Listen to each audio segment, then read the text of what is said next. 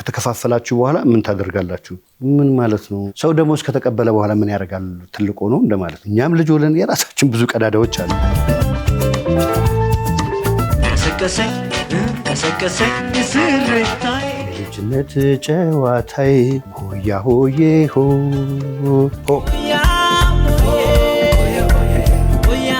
ለቡሄ ቀን እመልሳለሁ ብለህ የተበደርከው ገንዘብ አብረን እንጫወት። ይሄ የኔ ብቻ ጨዋታ ነው። ሆያ ሆዬ ጉዴ ጨዋታ ነው ለማለት የለበስኩት ልብስ የሚመሳሰሉ ቀለሞች ናቸው። እንግዲህ እዚህ ጋር ይሄ ዱላውን ከሽቦ ጋር ያንን ድምፅ እንዲያወጣ እሱ ላይ የተካንኩ ነበርኩኝ። ያቺ ድንካል ጋር አመለኛ ያለ አንድ ሰው አታስተኛ የምትለዋ የቡሄ ግጥም ትዝ ትለኛል። እስከ ተወሰነ ጊዜ ድረስ ድንካል ጋር ሌላ ነገር ነበረ ምለው። ብሩ በስቶ እንቅልፍ ያልተኛውበት ጊዜ በቃለው በልጅነት አስባችሁታል። ይፈላል ያለው 150 ብር ወልዳችሁ ከብዳችሁ ትልቅ ሆናችሁ መሰረዝ የማትችሉትን መጥፎ ታሪክ አጻፉ።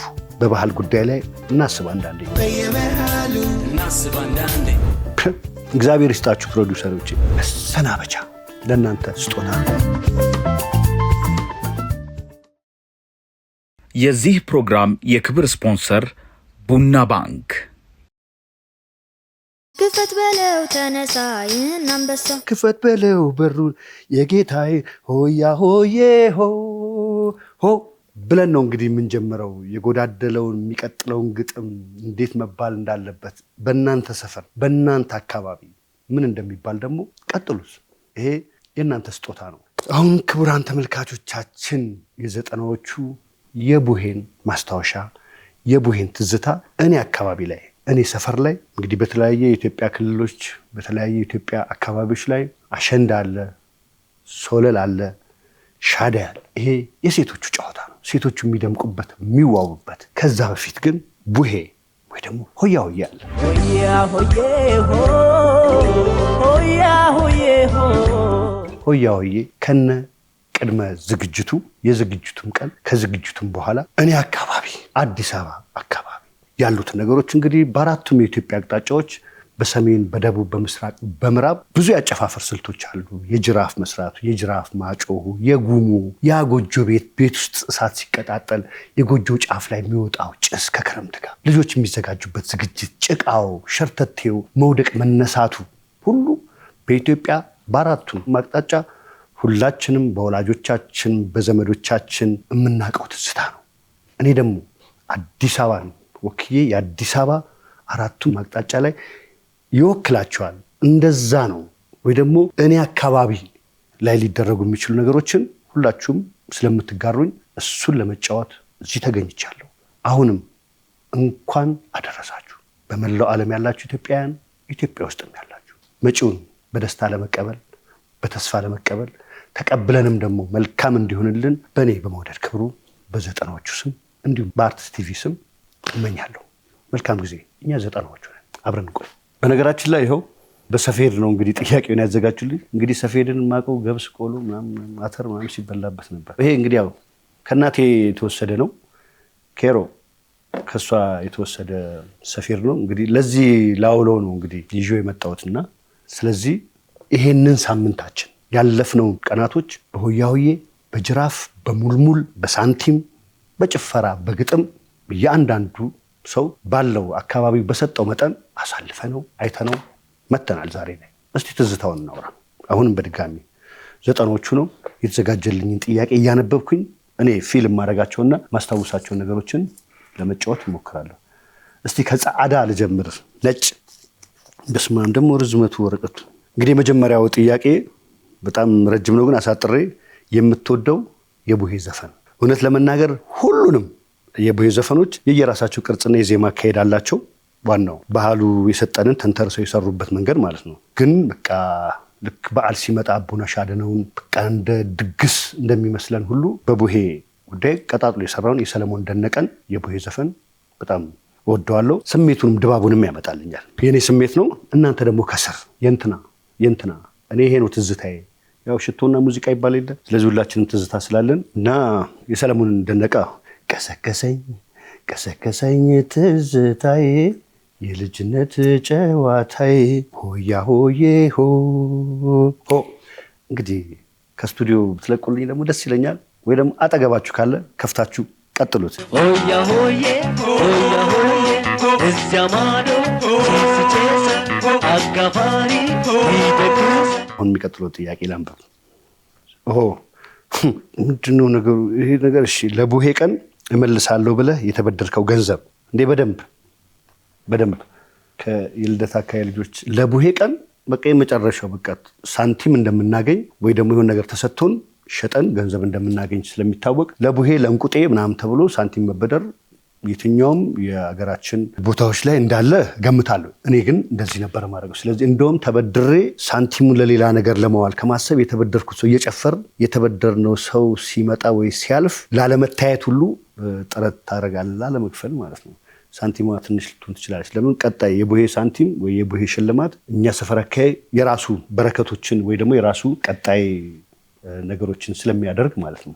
ይሄ ነው የኔ ትዝታ። እሺ እንግዲህ ዛሬ የለበስኩት ልብስ የሚመሳሰሉ ቀለሞች ናቸው። እንግዲህ እዚህ ጋር ይሄ በለው እንግዲህ ይሄን ደግሞ እስቲ ቡሄ ከመድረሱ በፊት እናንተ አካባቢ ምን አይነት ዝግጅት አድርጉ ነበር ነው? ቡሄ ከመድረሱ በፊት እኛ አካባቢ አጠር አድርጌ ስነግራችሁ ዝግጅቱ ጅራፍ የሚሰራ ጅራፍ ይሰራል። በተለያየ ነገር በማዳበሪያ ገመድ፣ በቃጫ ገመድ ጅራፍ የሚሰሩ አሉ። ጥጉን ማለት ነው። ወደ መሃል ደግሞ ቆርኪን መጠፍጠፍ፣ ዱላ ማዘጋጀት፣ በሽቦ ቆርኪውን አድርጎ ስንጨፍር ያ ክሽ የሚለውን ድምፅ እንዲያመጣልን ወይ ደግሞ እንደ ፐርከሽን በለው የዛኔ ሳናስበው በኮመን ሴንስ ያንን ቆርኪ ጠፍጥፎ ያንን ድምፅ እንዲያወጣልን ዝግጅት ማድረግ፣ አሪፍ ዱላዎች ማዘጋጀት፣ መቦዳደን፣ የት እንደምንሄድ ማውራት፣ ማን በደንብ አድርጎ ተቀብሎን እንደሚሸልመን እንደሚያስተናግደን መመካከር፣ ያው እንደወለታለን ማለት ነው በራሳችን መጠን። ይሄው ነው የኔ ትዝታ። ተመችቷችኋል? ግን እስካሁን ያለኝን ሀሳብ የኔ ሀሳብ ነው፣ እኔ ያለኝ ትዝታ ነው። ሊጎል ይችላል። እንዲህም አለ እንዲህ አታስታውስም ወይ እኛ ሰፈር ይሄ ከእናንተና ጋር ይሄ የሚለውን ነገር ደግሞ ከስር እናንተ በኮመንት ደግሞ አብረን እንጫወት። ይሄ የኔ ብቻ ጨዋታ አይደለም፣ የኢትዮጵያ ባህል ነው፣ የኢትዮጵያ ቅርስ ነው፣ የማንነታችን መታያ መለኪያ ነው። ስለዚህ የሁላችንም ስሜት በየቦታው ስለሚለያይ እናንተም በጨዋታ ግቡ ልላችሁ ፈልጋለሁ። ቡሄ ጨፍረ ያገኘኸው ትልቁ ብር ሁለት ነገር ነው። እንግዲህ ያገኛችሁት ከሆነ የጀማው ነው። ትከፋፈል ያገኘኸው ከሆነ እኔ ወደ 150 ብር አካባቢ ደርሶኝ የገዛኋቸውንም ነገሮች አስታውሳለሁ። ትልቅም ብር ነው። ብሩ በስቶ የሆነ እንቅልፍ ሊነሳኝም ምናምን ሞክሮ አውቃለሁ በልጅነትና ብሩን በቃ እንዴት እንደማብቃቃው ምን እንደምገዛ ከብሩ በላይም እያሰብኩኝ እንቅልፍ ያልተኛሁበት ጊዜ ትዝ ይለኛል። ይሄ ነው የኔ ማስታወሻ። ለእናንተ ይሄውን ምንም ላይ መስላችሁ ይችላል። 150 ብር ግን አስባችሁታል? እኔ ፈላይ ያለው 150 ብር ሚያውቅ ያውቀዋል አለች አያቴ። ጅራፍ ሰርተህ ታውቃለህ ወይ? እውነት ለመናገር አልዋሽም፣ ሰርቼ አላውቅም። ግን የሚሰሩ ጓደኞቻችን ነበሩ። እኛ ሰፈር እነ ጌቱ ንጉሴ ነፍሱን ይማረውና ኃይልዬ ጓለ፣ ነፍጹም ወልደ ሚካኤል ምናምን ለመስራት ሲሞክሩ አውቃለሁ። እኔ ግን የሆያ ሆዬ ዱላውን ከሽቦ ጋር ቀጥቅጦ ምናምን በሽቦ ያንን ድምፅ እንዲያወጣ እሱ ላይ የተካንኩ ነበርኩኝ። ኳስ በመስራትም ምናምን በወተት ፕላስቲክ ብዙ ነገሮችን በመስራትም ጎበዝ ነበርኩኝ። በጅራፍ ግን ማስታወሳቸው እንደዛ ነው። እነ ባዚን ግቢ፣ እነ ፍረዝጊ፣ እነ ሄኖክ፣ ሳሙኤል ኃይለ ኢየሱስ ምናምን እነሱ እንደዚህ ነገር ላይ በጣም ጎበዞች ናቸው። እንግዲህ ሰፈር ያካ ያለውን ነው ማወራችሁ። ይህን ይመስላል እንግዲህ። እግዚአብሔር ይስጣችሁ ፕሮዲውሰሮቼ። ይህ ትውልድ ስለ ቡሄ እንዲያውቅ የምትፈልገው ነገር ማርያምን በጣም በቃ ማለት የነፍሴን ነው ይሄ ጥያቄ። አሁን ኒው ጄኔሬሽን የምንላችሁ ሶሻል ሚዲያን የምትጠቀሙ ወንዶቹ አብሶ ሴቶቹ ላይ በጣም ጥንቃቄ ያለው ወጉ፣ ባህሉ፣ ማንነት መታወቂያ፣ ራስን መግለጫ ነገ ላይ ጸጸት እንዳይመጣ አስበው አስተውሎ መሄድን ሴቶቹ ላይ በጣም አለ። ይኸው ባህል እንደመጠበቅ አንዳንድ ወንዶች አንዳንድ ወጣቶች ላይ ግን የተሰራ ብዙ ሰው ታሪክ ትዝታ ያለው መሆኑን ነገ ላይም እናንተ ወልዳችሁ ከብዳችሁ ትልቅ ሆናችሁ መሰረዝ የማትችሉትን መጥፎ ታሪክ አጻፉ። ይሄ የዘጠኖቹ መልእክት ነው። የመውደድ ክብሩ የኔም መልእክት ነው። በቃ ባህሉን በጠበቀ መልኩ ማስተዋወቅ። በተረፈ በተለያየ የሙዚቃ ስታይል ውስጥ ወይ ደግሞ ማንጓጠጥ የሚመስል በጣም ኮንተንቱን በማሰብ የሆነ በኔጌቲቭም በፖዚቲቭም የሚያያችሁን ሰው ብቻ በማሰብ ነገ ላይ የሚቆጫችሁን ባህል ላይ የሚያስጠላ ነገር ባትጥሩ።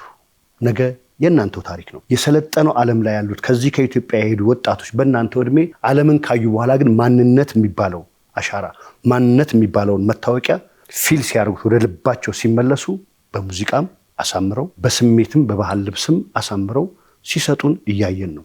ስለዚህ የእናንተው ማንነት ስለሆነ አታበላሹት። በባህል ጉዳይ ላይ በማንነት ጉዳይ ላይ እናስብ አንዳንዴ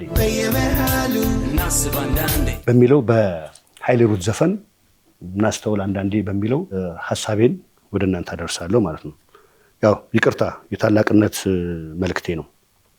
የማትረሳው የቡሄ ግጥም ዛማዶ ጭስ ይጨሳል አጋፋሪ ይደግሳል ዛማዶ ጭስ ይጨሳል አጋፋሪ ይደግሳል ያቺን ድግስ ውጬ ከድንክ አልጋ ተገልብጬ ያቺ ድንክ አልጋ አመለኛ ያላንድ ሰው አታስተኛ እምትለዋ የቡሄ ግጥም ትዝ ትለኛለች። ያቺ ድንክ አልጋ አመለኛ ያላንድ ሰው አታስተኛ ግን እዛ ውስጥ ያለችው ያቺ ድንክ አልጋ እስከተወሰነ ጊዜ ድረስ ድንክ አልጋን ሌላ ነገር ነበር ማለት ማለት ማልችለው አንዳንድ ጊዜ ግጥሙን በራሳችን ወስደን የራሳችንን ፍቺ የምንሰጠው ነገር አለ። ያቺ ድንክ አልጋ የምትለዋ ቃል አትረሳኝም። በጣም መወዳትን ፓርት ነው። በሀገሩ ያ ግጥም የጻፉት ሰዎች ከመጡበት አካባቢ ፊል ከሚያደርጉት ነገር የተጻፈ ስሜትን የጠበቀ የባህል አሻራ እንደሆነም ይገባኛል። ያንንም አከብራለሁ። አሁንም እንኳን አደረሳችሁ። ይህ 90ዎቹ ነው። እንዴ ሰው ገንዘብ ከተከፋፈላችሁ በኋላ ምን ታደርጋላችሁ? ምን ማለት ነው? ኧረ ተው ፕሮዲውሰሮች አስባችሁታል? የሚጠይቁን ጥያቄ ሰው ደሞዝ ከተቀበለ በኋላ ምን ያደርጋል? ትልቅ ሆኖ እንደማለት እኮ። እኛም ልጅ ሆነን የራሳችን ብዙ ቀዳዳዎች አሉ። ግን ገንዘብ ከተከፋፈልን በኋላ ትልቅ ፕሮጀክት አለ በልጅነት ትዝታችን ማለት ነው። አንድ ወደ እንቁጤ እንጠጋለን።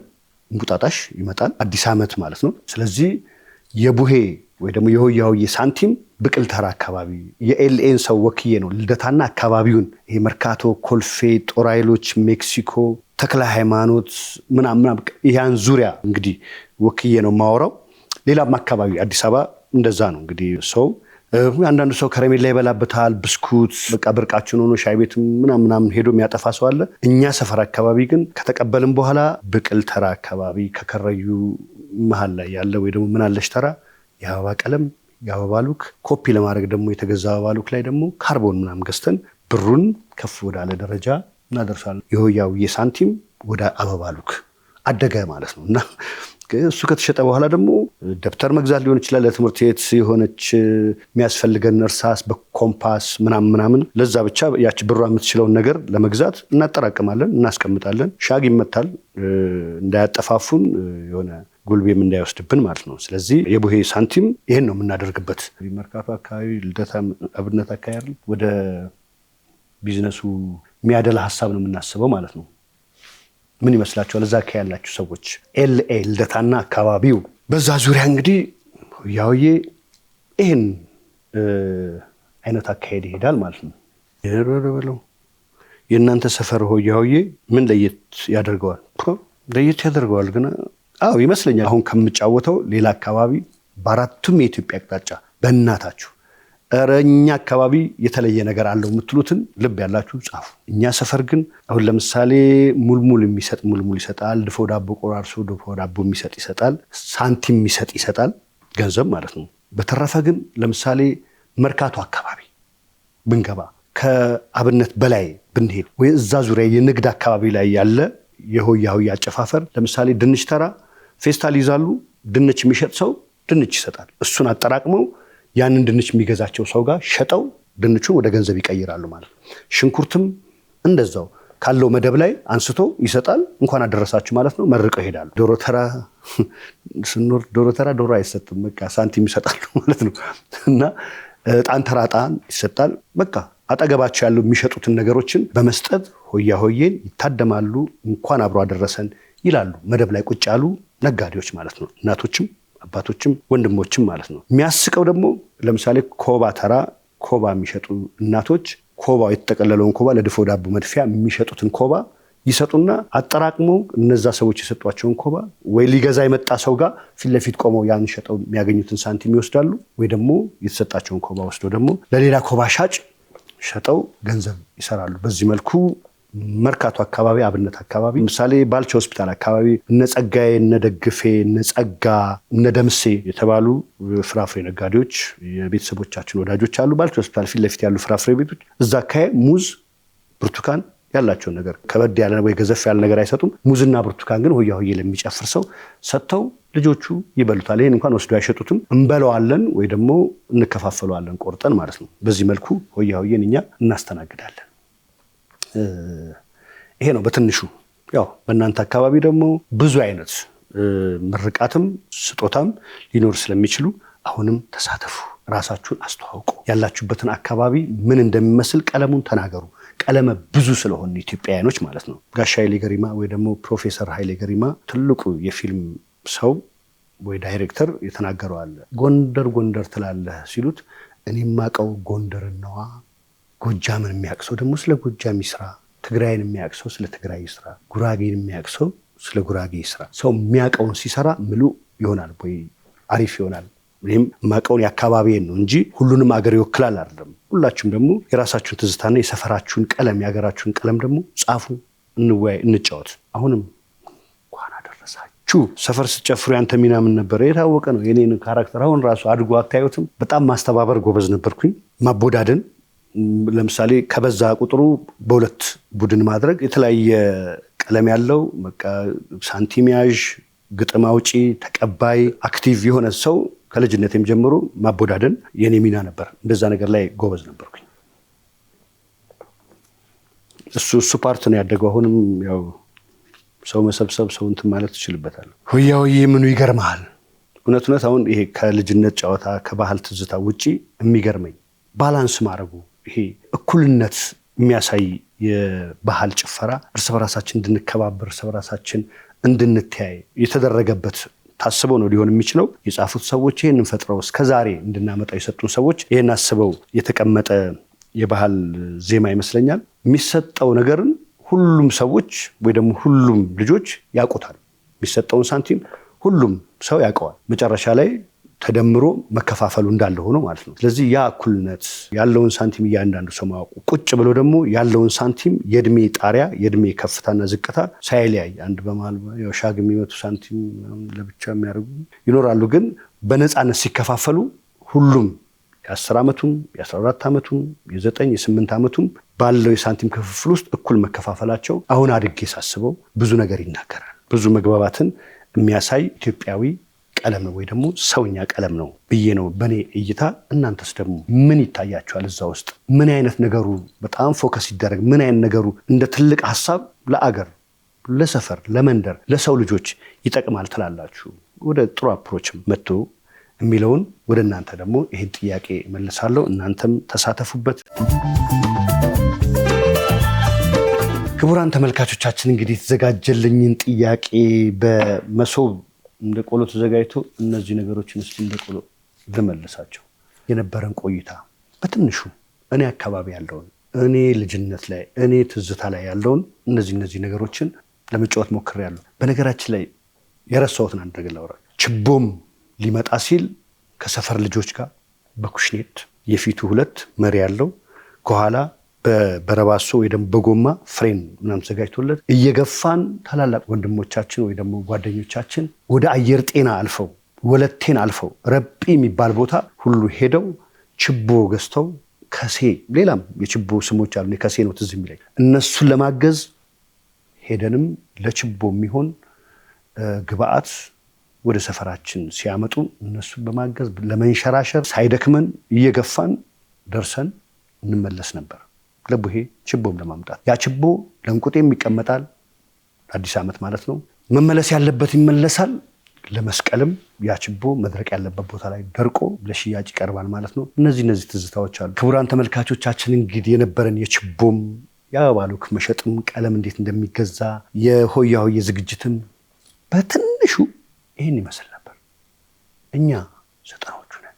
ያወራሁትም 90ዎቹ ውስጥ ብቻ ሳይሆን ከ90ዎቹ በታች ያለ የልጅነት ትዝታ ነው። ለነበረን ቆይታ የእውነት በጣም አመሰግናለሁ። እንግዲህ ክቡራን ተመልካቾቻችን እንግዲህ አሁን ጥያቄዎቼ ትልቁ የቤት ስራዎች የነበሩ እነሱን ስለመለስኩኝ አሁን ፈታ ልበል።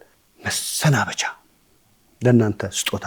ዮፋፋ ዮፋፋ የወለዱት ይፋፋ፣ ዮፍ ደግ የወለዱት ይደግ፣ በፈረስ አፍንጫ አይገባም ትንኝ፣ የኔማ ማምዬ እግዚአብሔር ይስጥልኝ ከማለት በፊት ዮፋፋ የወለዱት ይፋፋ፣ ዮፍ ደግ የወለዱት ይደግ፣ የሚመጣው የሚደግ ያደገው የሚያሰበው ቦታ ይድረስ። የኔ ስንብት እዚህ ጋር ነው። ሌላውን እናንተ ጨርሱት። መልካም ጊዜ ሆንላችሁ። Oh yeah, oh yeah, oh yeah, oh yeah.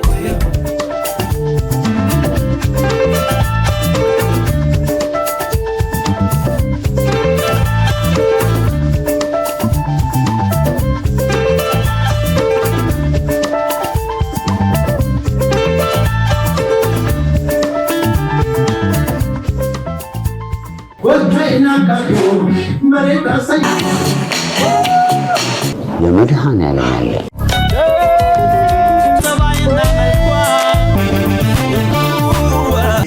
አይድል ኦችሎ ሁላቸው ኦሜሪ ሳቲ ናቸው።